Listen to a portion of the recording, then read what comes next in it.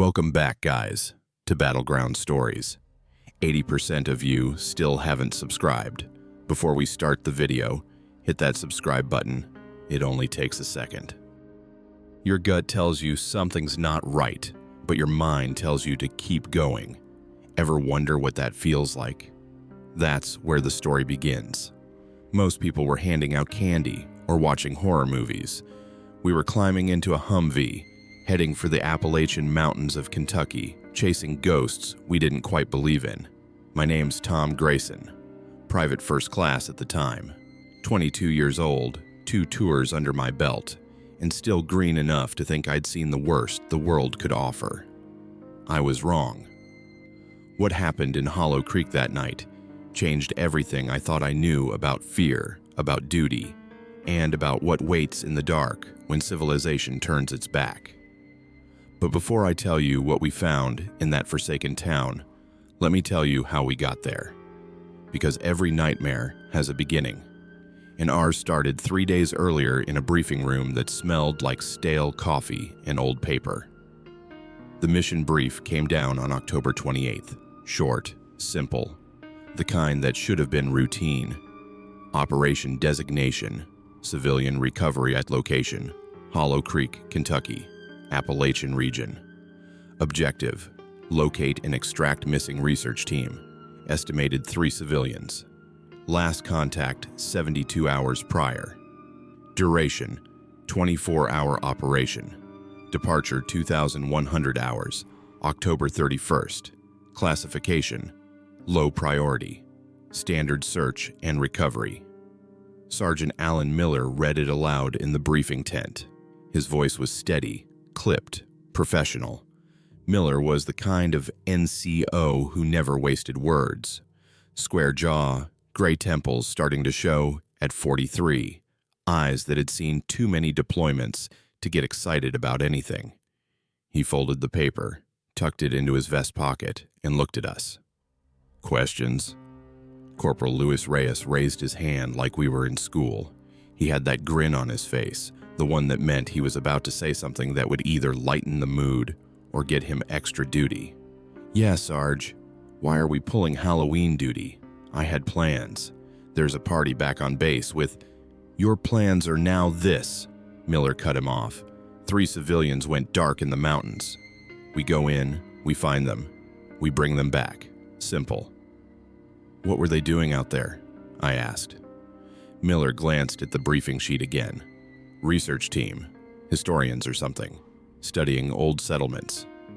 Hollow Creek used to be a mining town, died out in the 1950s. Now it's just foundations and ghosts. That word, ghosts. It hung in the air longer than it should have. Reyes laughed. Perfect. Halloween mission to a ghost town. What could go wrong? Miller didn't smile. Plenty. The terrain's rough, no cell service. Roads barely exist. We're going in with GPS, radios, and common sense. Stay sharp, stay together, and we'll be back before midnight. The 4th member of our team walked in then, Lieutenant Sarah Davis. She wasn't coming with us. She'd be running comms from base, but she needed to brief us on protocols. Davis was efficient, no nonsense, early 30s with short-cropped brown hair and a voice that could cut through static. You'll have radio contact every 15 minutes, she said, pulling up a topographical map on the projector. The terrain's going to interfere, so don't panic if you get some dead zones. If you lose comms for more than an hour, abort and return to the rally point here. She tapped a spot on the map. I'll have a bird on standby if you need extraction, but the weather forecast shows fog rolling in after 2,300 hours. If it gets bad, we won't be able to fly. What about the civilians? I asked. Any idea why they stopped checking in? Davis shook her head. Last transmission was garbled. Something about findings and need more time. Then nothing. Could be equipment failure. Could be they got lost. Could be anything. Miller folded his arms. Or they found something they shouldn't have. Everyone looked at him. He shrugged. I'm just saying. People don't go dark in the mountains for no reason.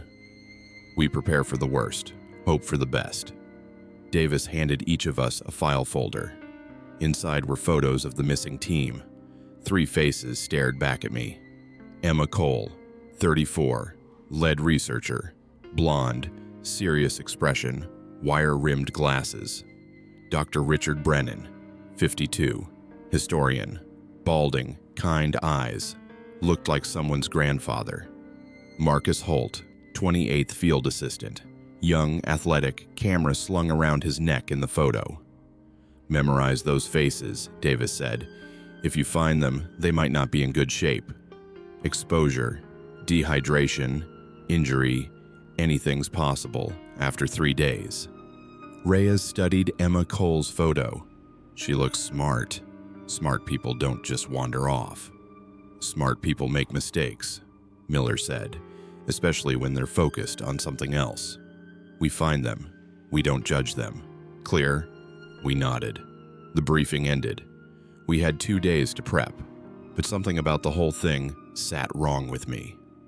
I couldn't put my finger on it. The mission was straightforward. The location was remote but not impossible. The weather would be rough but manageable.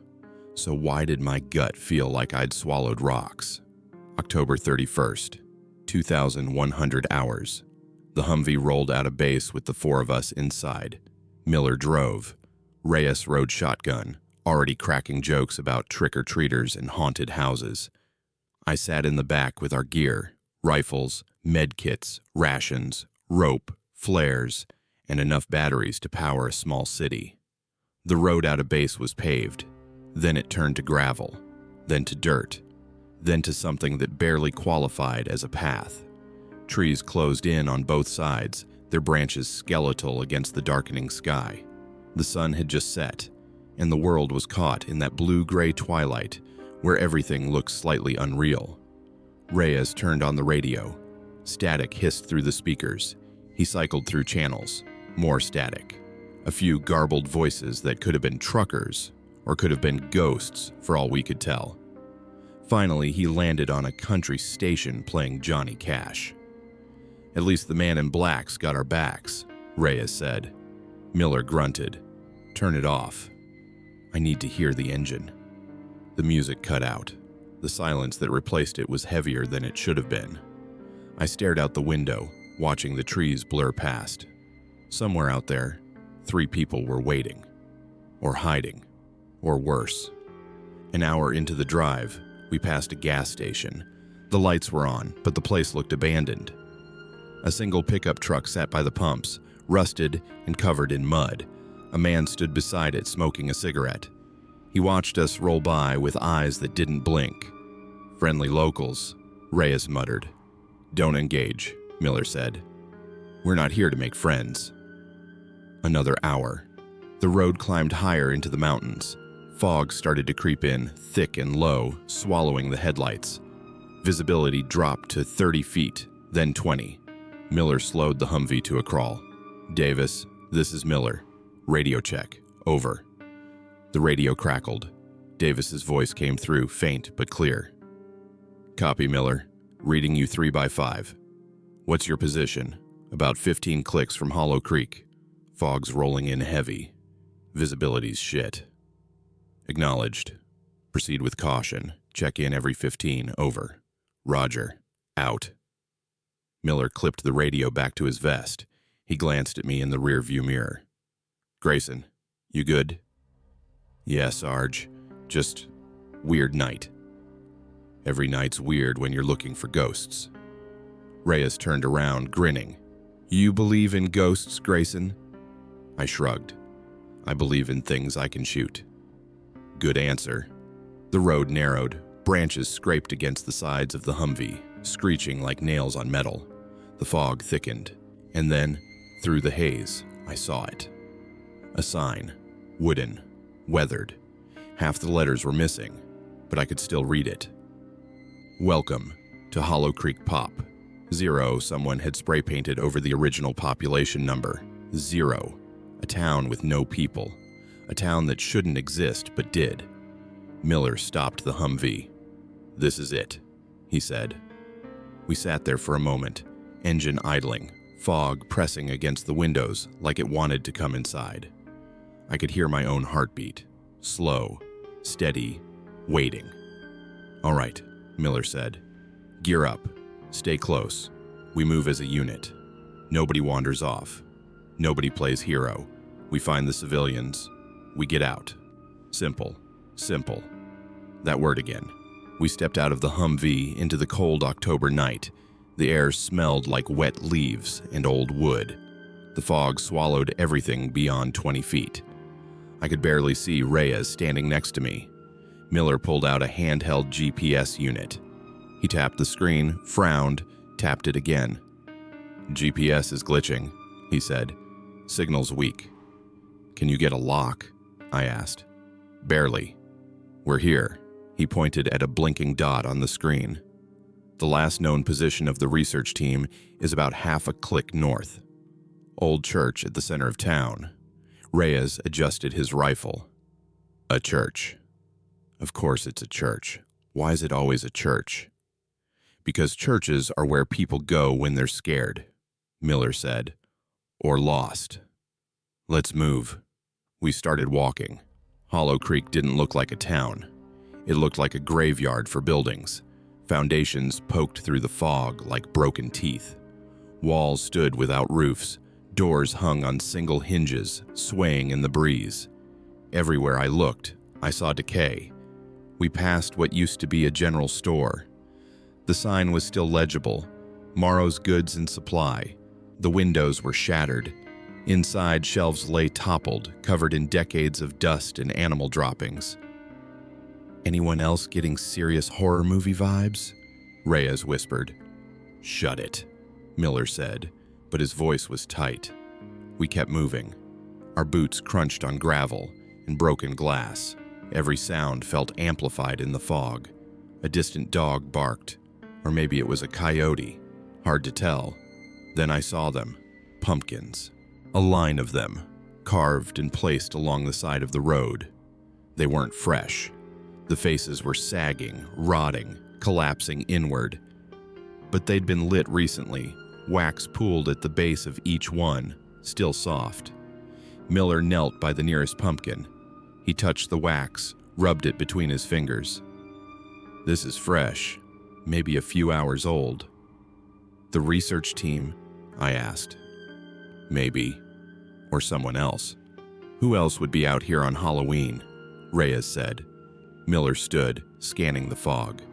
"That's what worries me." We followed the line of pumpkins. They led us deeper into town, winding through the ruins like a trail of breadcrumbs.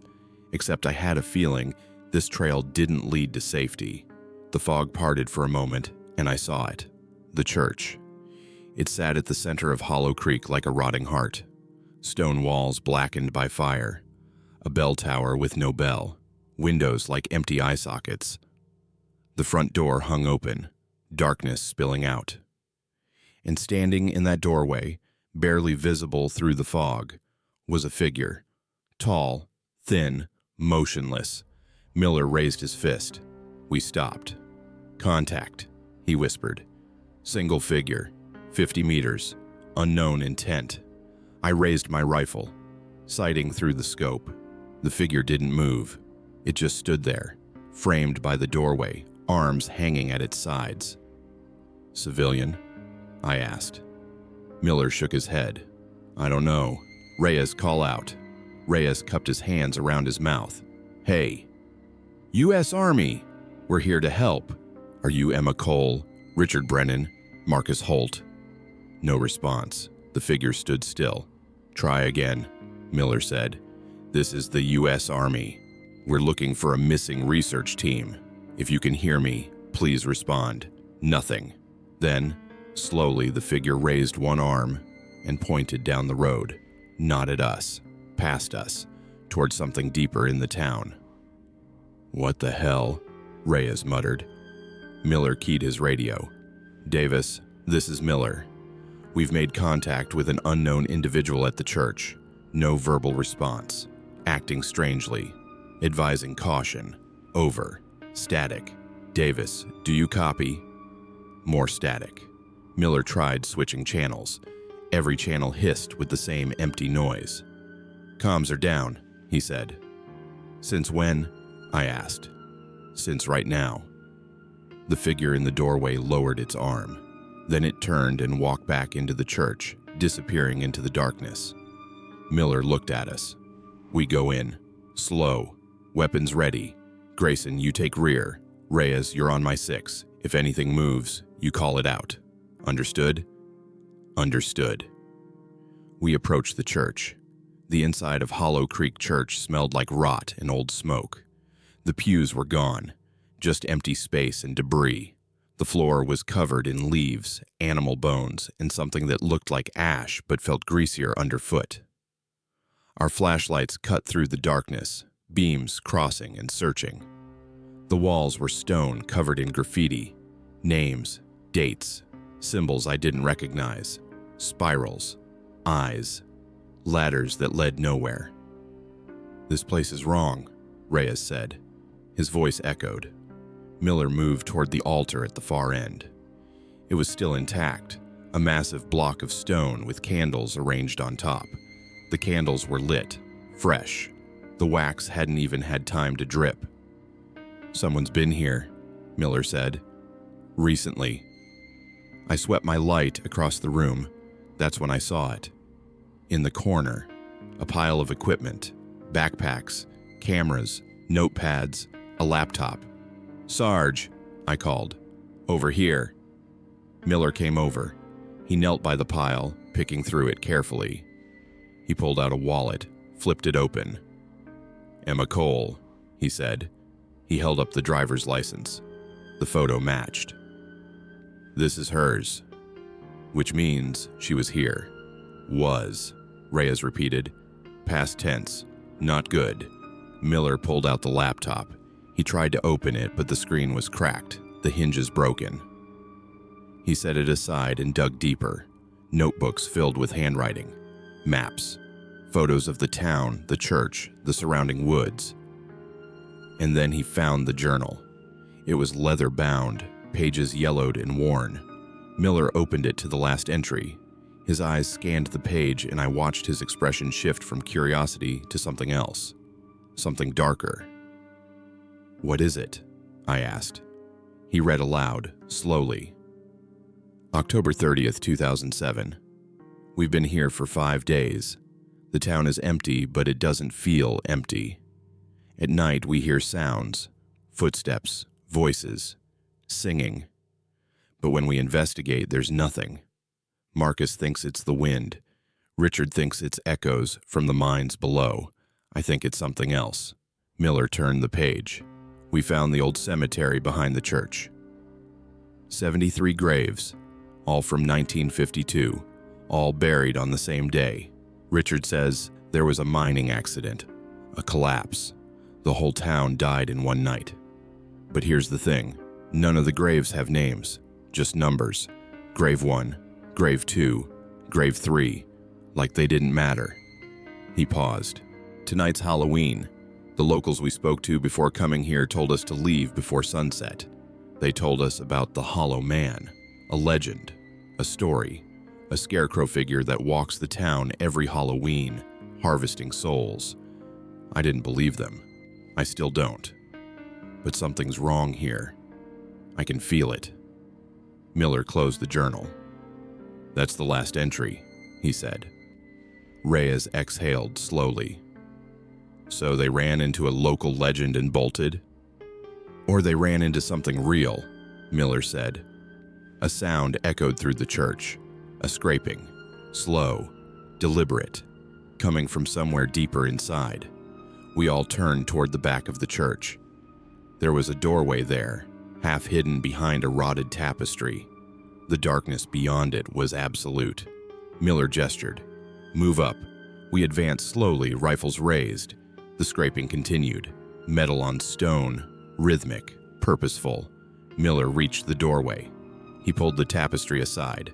Stairs, leading down. "Basement," Reyes whispered. Miller keyed his radio again, still static. "We're going down," he said. "Stay tight." We descended into the darkness. The basement of Hollow Creek Church was a catacomb. Stone walls, narrow corridors, low ceilings. Our lights barely penetrated the gloom. The air was cold and damp, thick with the smell of earth and decay. The scraping sound grew louder. We moved through the corridors, following the sound. It led us deeper, twisting and turning until I wasn't sure we could find our way back. Then the corridor opened into a chamber, and we found them. 3 bodies, bound to chairs, heads slumped forward, not moving. Emma Cole, Richard Brennan, Marcus Holt. "Contact," Miller shouted. "Medic." I rushed forward, dropping to my knees beside Emma. I pressed my fingers to her neck, searching for a pulse. Nothing. I moved to Richard, same result. Reyes checked Marcus. He shook his head. "They're gone," he said quietly. Miller stood in the center of the chamber, breathing hard. His jaw was tight. "How long?" I examined Emma's wrist. The skin was cold, but not stiff. "Maybe an hour. Maybe less." "Jesus," Reyes muttered. "We were close. We were so damn close." Miller pulled out his flashlight and swept the room. The walls were covered in the same symbols we'd seen upstairs. Eyes, spirals, and something new. Words, carved deep into the stone. "The harvest comes." "What the hell does that mean?" I asked. "I don't know," Miller said. "But we're not staying to find out. We take the bodies, we get back to the Humvee, we call this in." He moved toward Emma's body. That's when I saw it. Her eyes were open, not wide, not scared, just open, staring at nothing. And her lips moved. I stumbled back. "Sarge." Emma's head lifted, slowly. Her neck creaked like rusted metal. Her eyes locked onto mine, and she smiled. "The harvest," she whispered. "It's already begun." Then she screamed. Not a human scream. Something else. Something that tore through the air and rattled my skull. All 3 bodies convulsed, straining against their bindings, mouths open, voices merging into a chorus of agony. "Move!" Miller barked. We ran, back through the corridors, up the stairs, into the church. The screaming followed us, echoing off the stone walls, growing louder, closer, impossible. We burst through the front door and into the fog, and stopped. The town had changed. The pumpkins that lined the road were glowing now, not with candlelight, with something else, something that pulsed like a heartbeat. The fog swirled around them, forming shapes, faces, reaching hands.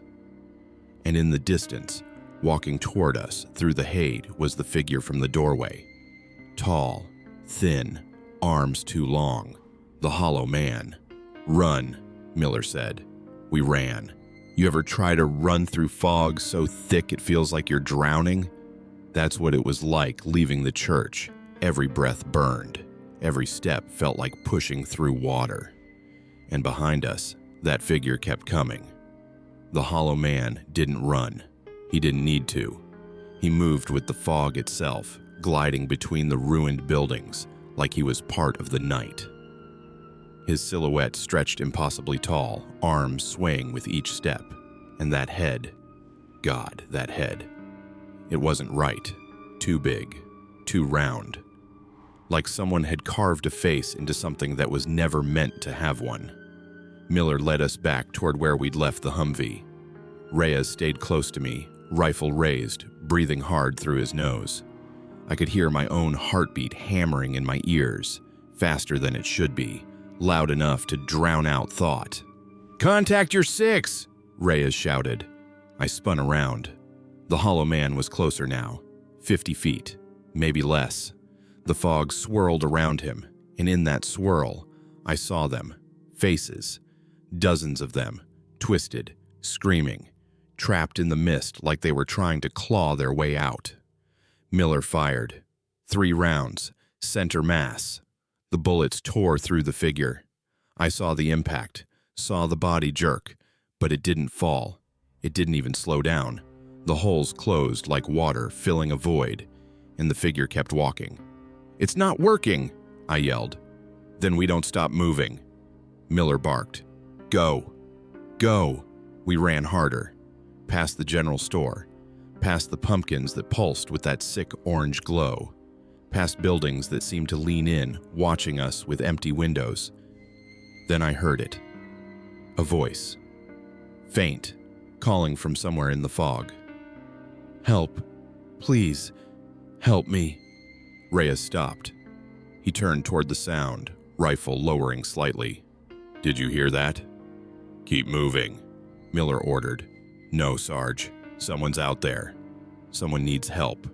Reyes, that's not real. It's bait. Don't. But Reyes was already moving. He stepped off the road, into the fog, toward the voice. Reyes, I shouted. He disappeared into the white haze like he'd never existed. Miller cursed. Grayson, stay on me. We're not splitting up. But Reyes is gone. We get to the vehicle. We call for backup. We come back for him. That's the play. It felt wrong. Every instinct told me to go after Reyes. But Miller was right. We couldn't help him if we were dead. We kept running. The Humvee sat where we'd left it, engine cold, doors still locked. Relief flooded through me. We had wheels. We had escape.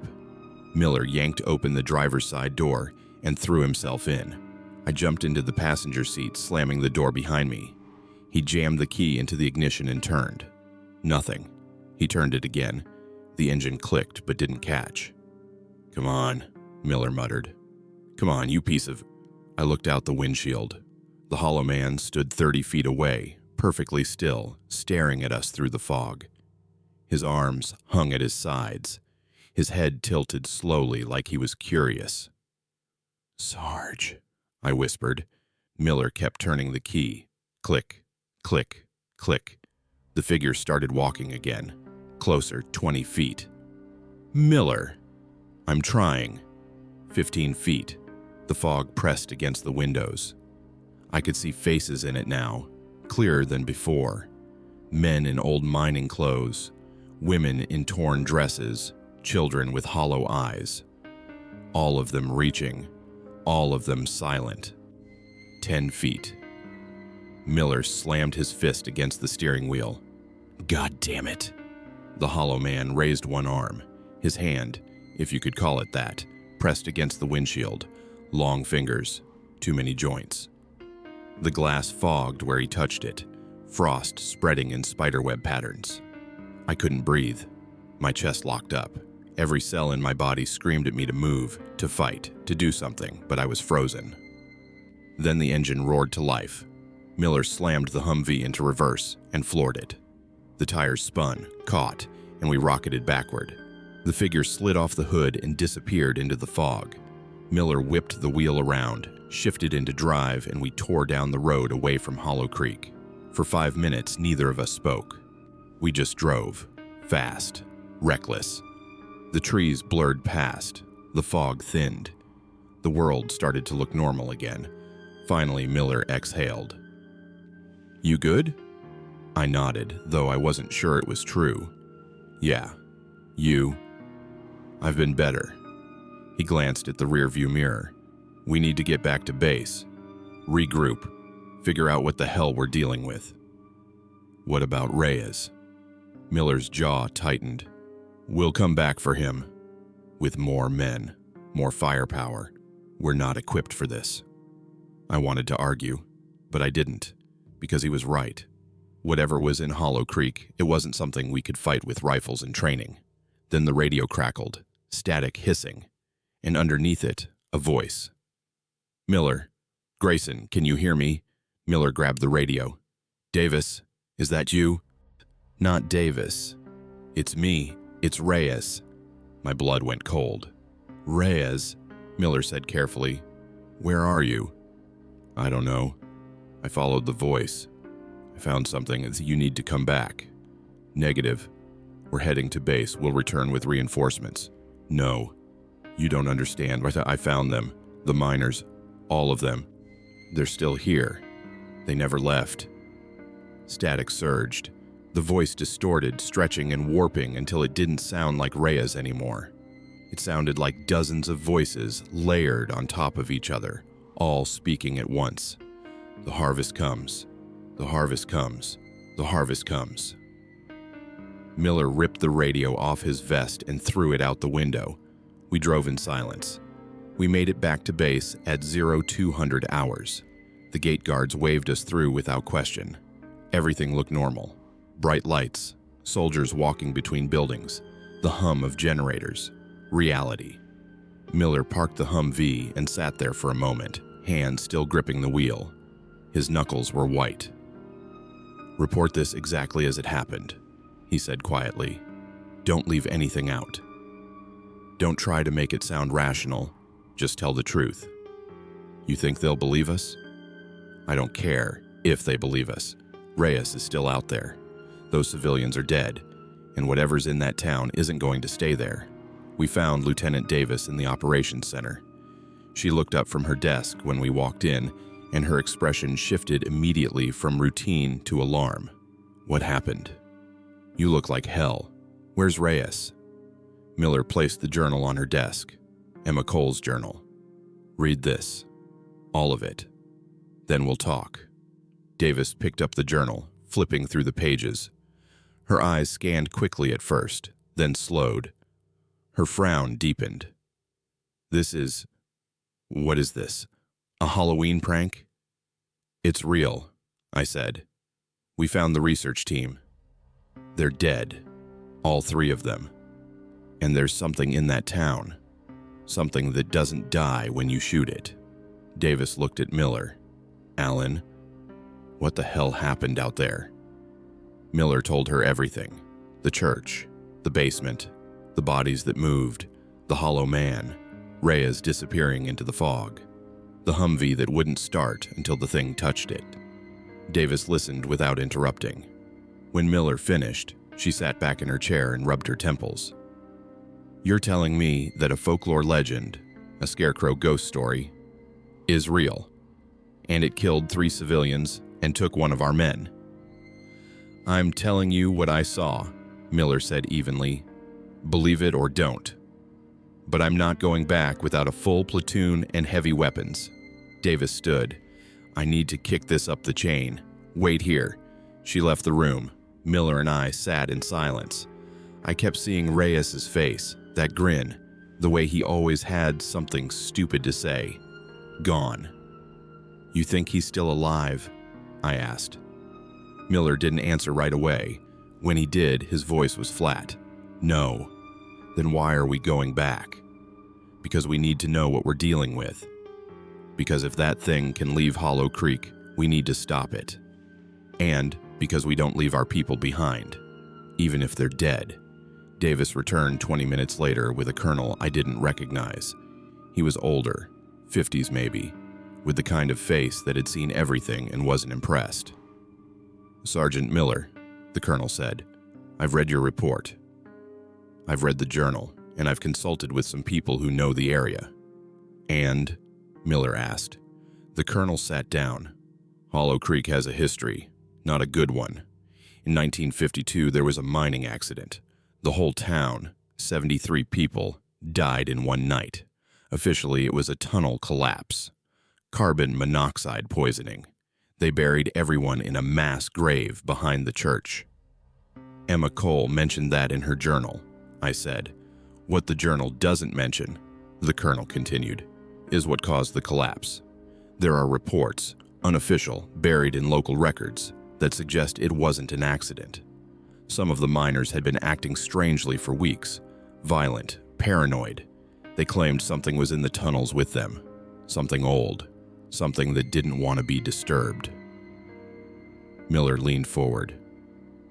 "What kind of something?" "The reports don't say. But after the collapse, the town was abandoned. No one would go near it. And every Halloween, locals reported seeing lights in the town, figures walking the streets, voices in the fog. The Hollow Man," Davis said. The colonel nodded. "That's what they call him. A harvest spirit, a guardian of the dead. The story goes that he appears once a year to collect anyone who trespasses on the graves." "That's insane," I said. Is it? The colonel looked at me. You saw him. You shot him. Did he die? I didn't answer. Here's what's going to happen, the colonel said. At 0600 hours, a platoon will mobilize to Hollow Creek. Your job is to guide them to the church, locate Corporal Reyes and extract him, dead or alive. You will also secure the remains of the research team. This operation will be completed before sunset. No one stays in that town after dark. Understood? Understood, Miller said. The colonel stood. One more thing. This stays classified. No media, no reports outside this chain of command. If word gets out that the U.S. Army is hunting ghosts, we'll be a laughingstock. So whatever you find out there, you bury it, literally if necessary. He left. Davis looked at us. Get some rest. You've got 3 hours. Rest. As if I could close my eyes without seeing that figure in the fog. 0600 hours came too fast.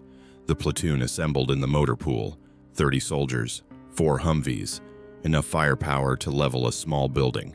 Miller and I rode in the lead vehicle with a lieutenant named Harding, young, confident, the type who thought he'd seen everything. So, Harding said as we rolled out, we're chasing a ghost. We're recovering a soldier, Miller corrected. What you call it doesn't matter. Harding grinned. Fair enough. But if this thing's real, what's the plan? Shoot it till it stops moving? That didn't work last time, I muttered. Then we'll try harder. The drive to Hollow Creek took 2 hours.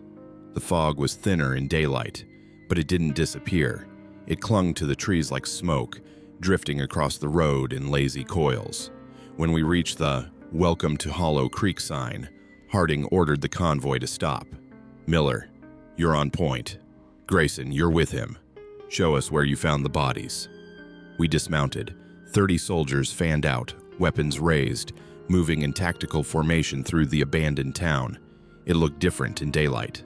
Less threatening. Just sad. A place that had died and been forgotten. The pumpkins were still there, but they weren't glowing. They were just rotting vegetables, sagging and collapsing into themselves. We reached the church. Harding gestured. 2 teams. Alpha, you're with me. We clear the main floor. Bravo, you secure the perimeter. Miller, take us to the basement. We entered the church. Daylight filtered through the broken windows, casting long shadows across the floor. The altar was still there. The candles had burned down to nubs. Miller led us to the doorway behind the tapestry. The stairs descended into darkness. Lights on, Harding ordered. 20 flashlights clicked on.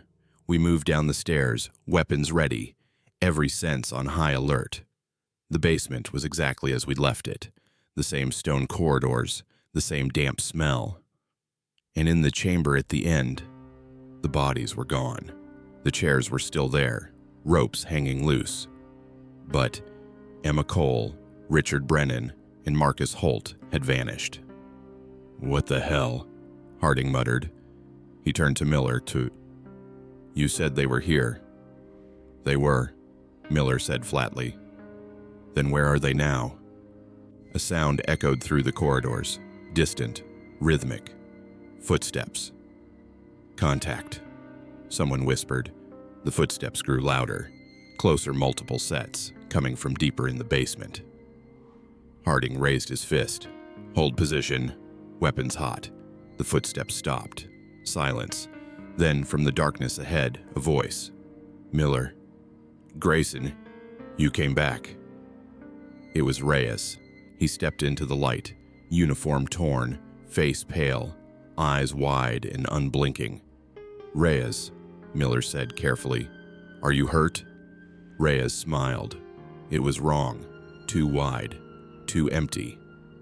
I'm fine, he said, and better than fine. I understand now. They showed me. The miners. They've been waiting. Waiting for someone to finish the harvest. What harvest? I asked. Reyes tilted his head. You'll see.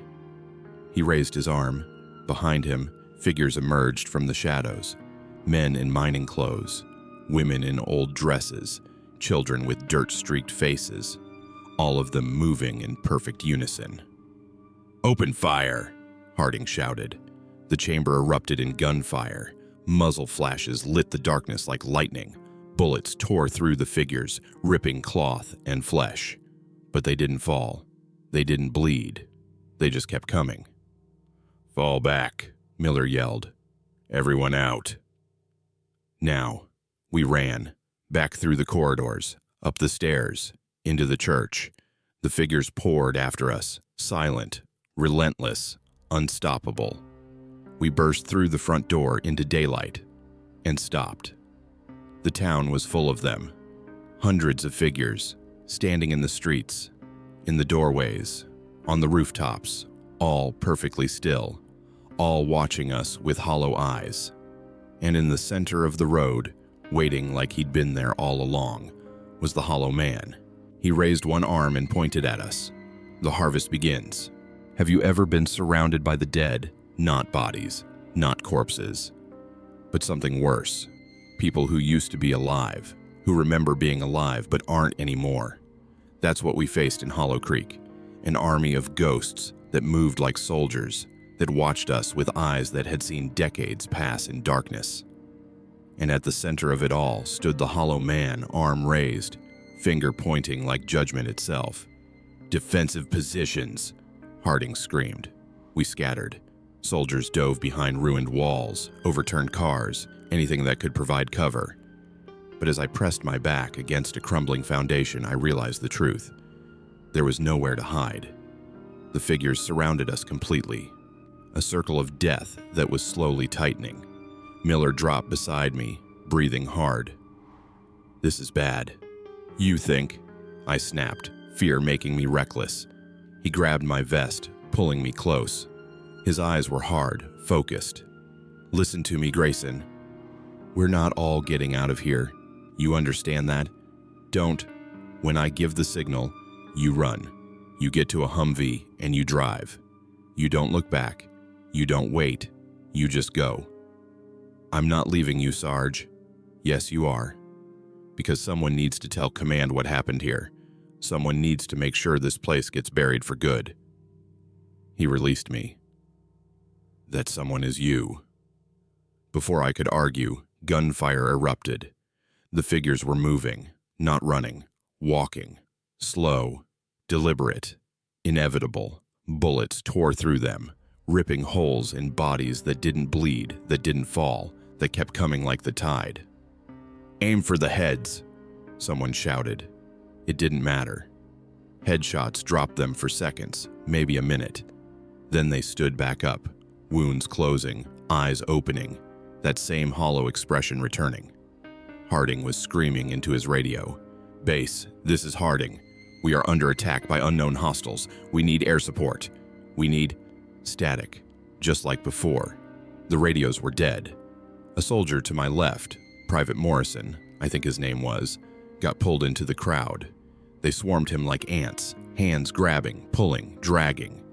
His screams lasted 3 seconds, then silence. When the figures moved on, Morrison stood with them. Same pale face, same empty eyes. One of them now. "They're converting us," Miller said quietly. "Everyone they take becomes part of the harvest." The Hollow Man still hadn't moved. He stood in the center of the road, watching, waiting, like this was all expected, like this was how it always went. Then Reyes stepped forward. He walked through the crowd of figures, and they parted for him like he was important, like he had authority now. "Miller," Reyes called out. His voice was his own, but wrong, flatter, emptier. "You can't win this. You know that, right?" "Stand down, Corporal," Miller ordered. "That's an order." Reyes laughed. It echoed wrong like it came from all directions at once. "I don't take orders anymore. None of us do. We serve the harvest now. We serve him." He gestured to the Hollow Man. "Who is he?" I shouted. "What does he want?" Reyes turned those empty eyes on me. "He's the Guardian, the keeper of the buried. This town died in 1952, But the dead never left. They couldn't. They were trapped in the mines, in the earth, forgotten. He gave them purpose. He gave them a way to exist. And every year on Halloween, he lets them walk, lets them remember, lets them harvest. Harvest what? Miller demanded. The living. Reyes smiled. One life for each of the 73 buried. That's the bargain. That's how it's always been. The researchers were first, now you. I counted the platoon. We'd started with 30. We were down to maybe 20, 10 already taken, 10 more standing with Reyes, converted, lost. We're leaving, Harding said. He fired 3 rounds into the crowd, forcing a gap. Everyone to the vehicles. Move. We ran, not in formation, not tactical, just pure survival instinct. The figures closed in from all sides, hands reaching, grabbing. I felt fingers brush my sleeve and jerked away, heart hammering. A Humvee was 20 feet ahead. The door hung open. Salvation. Miller reached it first. He turned, covering us as we ran. Get in! Get in! Harding dove into the driver's seat. I threw myself into the back. 3 other soldiers piled in after me. Miller jumped into the passenger seat and slammed the door. Drive, he yelled. Harding turned the key. Nothing. No, no, no, Harding muttered, turning it again. Click, click, click. The figures surrounded the Humvee. They pressed against the windows, faces emotionless, eyes empty. Their hands slapped against the glass, slow, rhythmic thumps that sounded like a heartbeat. They're not breaking in, one of the soldiers whispered. Why aren't they breaking in? Because they didn't need to. The hollow man approached. The crowd parted for him like water. He moved with that same gliding motion, feet barely touching the ground. When he reached the driver's side window, he stopped. Then he placed one long-fingered hand against the glass. Frost spread from his touch. Not just frost. Ice. Thick, white, crawling across the window like veins. The temperature inside the Humvee dropped. I could see my breath. I could feel my fingers going numb. Everybody out, Miller said quietly. What? Harding looked at him. Are you insane? If we stay in here, we freeze to death. If we go out there, we have a chance. Miller looked at each of us. We fight our way to the church. There's something there. Something we missed. That's where this started. That's where it ends. How do you know? I asked. Because every harvest needs a place to store the crop, and the only place old enough, deep enough, is under that church. He was right. The basement, the tunnels, the mines. Miller kicked open his door, knocking back several figures. Go. Now. We burst out of the Humvee into chaos, gunfire, screaming, the smell of cordite and wet earth. Miller led the way, rifle blazing, forcing a path through the crowd. I stayed close, firing controlled bursts, trying not to think about how few bullets I had left. The church was 50 yards away. It might as well have been a mile. A figure lunged at me. I recognized her. Emma Cole, the researcher. Her face was pale, her eyes hollow, but it was definitely her. She grabbed my vest, fingers digging in like claws. Join us, she whispered. It's easier. It doesn't hurt. I shoved her back and kept running. We lost 2 more soldiers on the way to the church. I didn't see how. I just heard the screams behind me and knew we were fewer. Miller reached the church door first. He kicked it open and we poured inside. Harding slammed it shut behind us, bracing it with a fallen pew. That won't hold long, he said, breathing hard. Miller was already moving toward the basement door. It doesn't need to. Grayson, you're with me. Everyone else hold this position. Buy us 5 minutes. 5 minutes for what? Harding demanded. To end this. Miller descended into the darkness. I followed, flashlight in one hand, pistol in the other. Behind us, I heard the church door shudder as something heavy slammed against it. We moved through the corridors faster this time. Miller seemed to know exactly where he was going. He led me deeper, past the chamber where we'd found the bodies, into sections I hadn't seen before. The tunnels narrowed. The walls changed from stone to raw earth, shored up with old wooden beams that groaned under the weight of the mountain. We were in the mines now. "What are we looking for?" I asked. "The source," Miller said. "Whatever happened here in 1952, whatever the miners woke up, it's still down here." The tunnel opened into a larger chamber, and I saw it. A pit, 10 feet across, perfectly circular, cut into the rock like someone had carved it with precision. And in the center of that pit, standing upright, was a scarecrow, not the Hollow Man.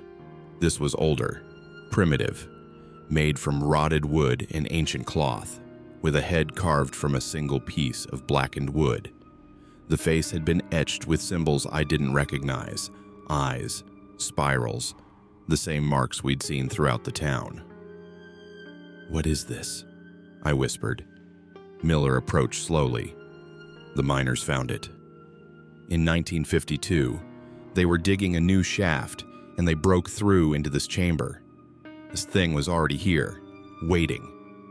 They didn't know what it was, so they pulled it out, brought it to the surface. And everyone died." Miller stared at the scarecrow. "Carbon monoxide," the report said. But that was a lie. This thing killed them.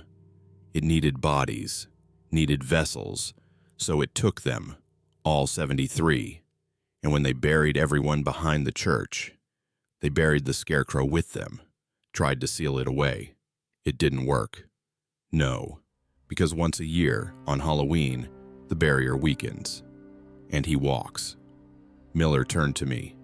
"The Hollow Man isn't the scarecrow.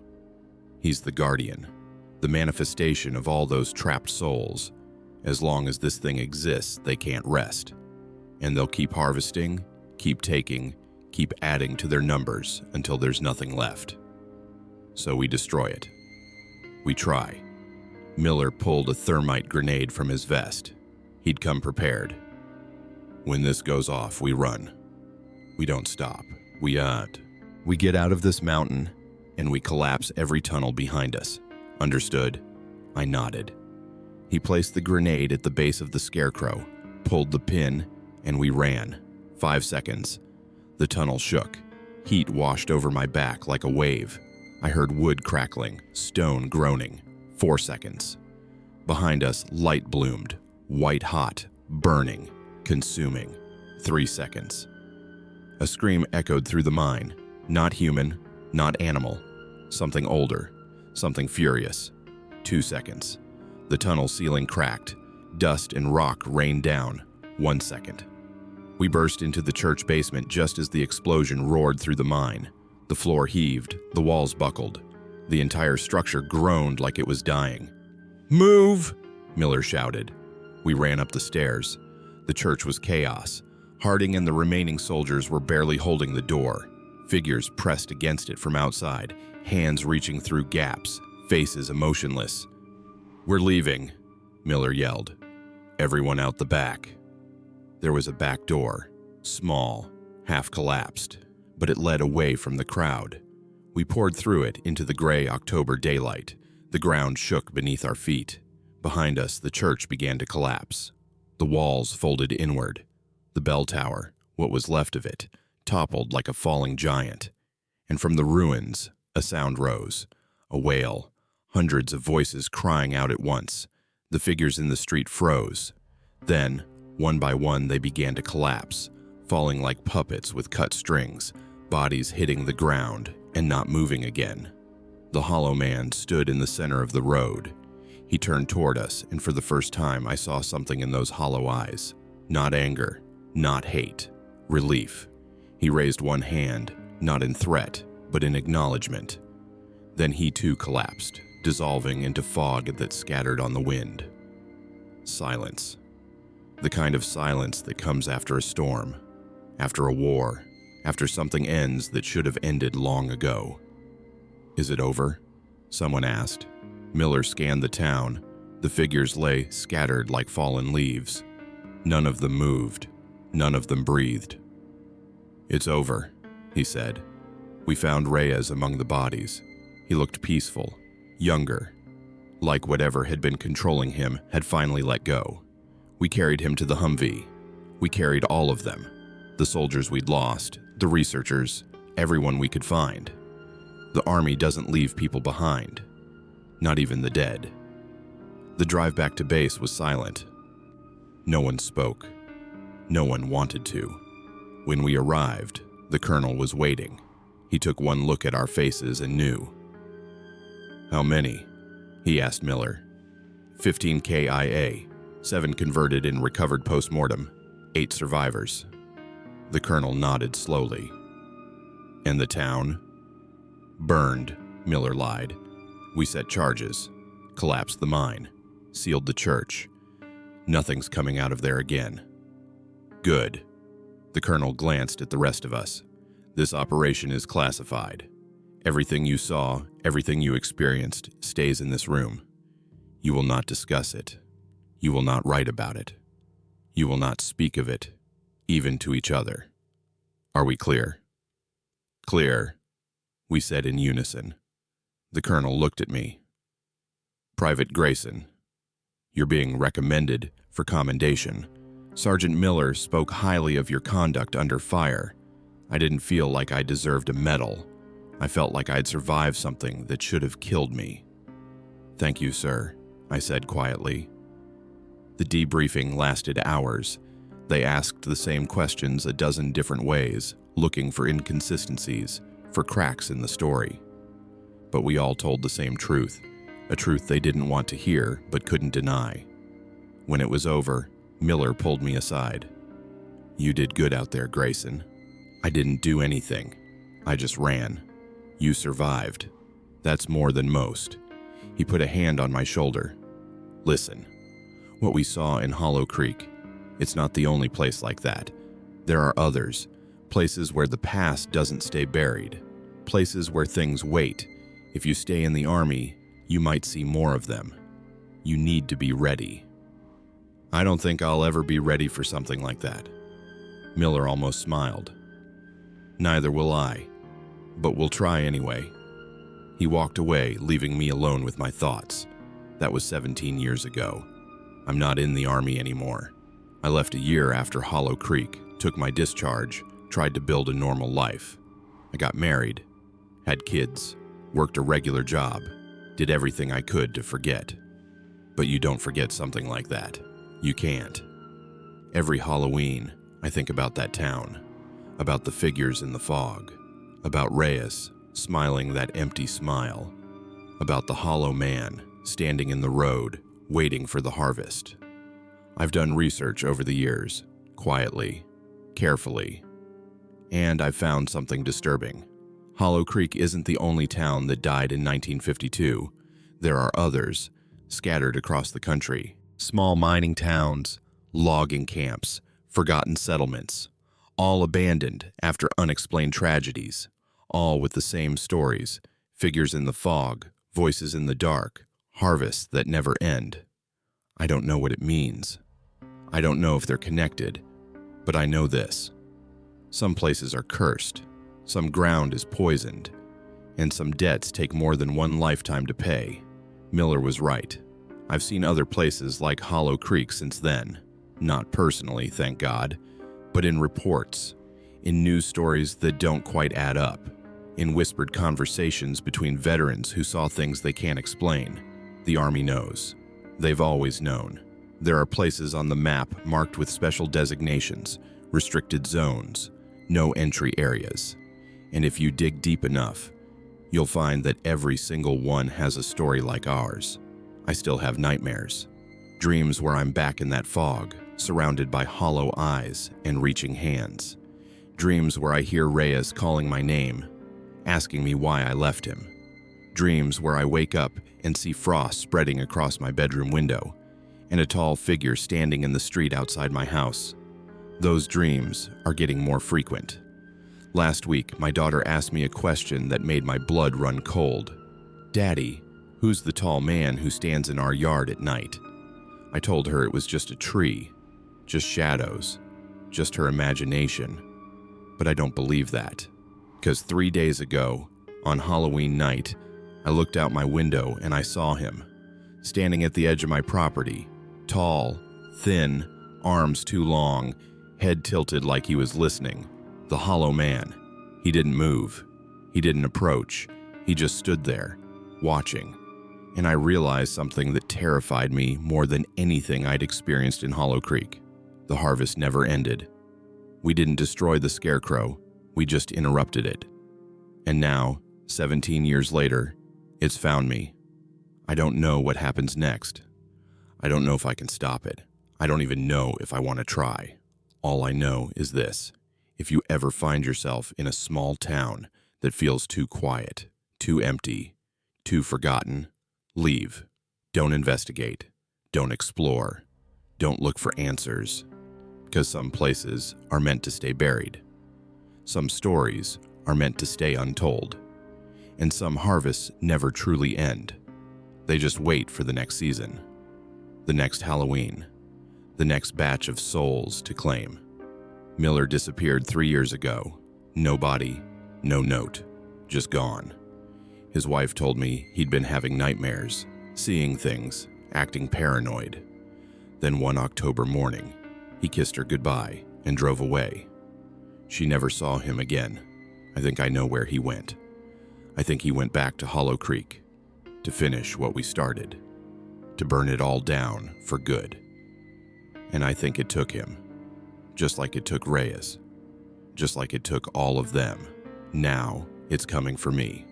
So if you're watching this, if you're hearing my story, remember, this isn't folklore. This isn't legend. This is real. And it's still out there, waiting in the fog, waiting for harvest time, waiting for you. Turn on your lights tonight. Lock your doors. And whatever you do, don't go looking for abandoned towns in the mountains. Don't follow the voices in the fog. And don't ever, ever answer when the Hollow Man calls your name. Because once he knows you exist, he never forgets. And the harvest always comes. Always. If this story kept you up at night, hit that subscribe button. Because there are more stories like this, more places like Hollow Creek, more things waiting in the dark. And next time, they might be waiting for you.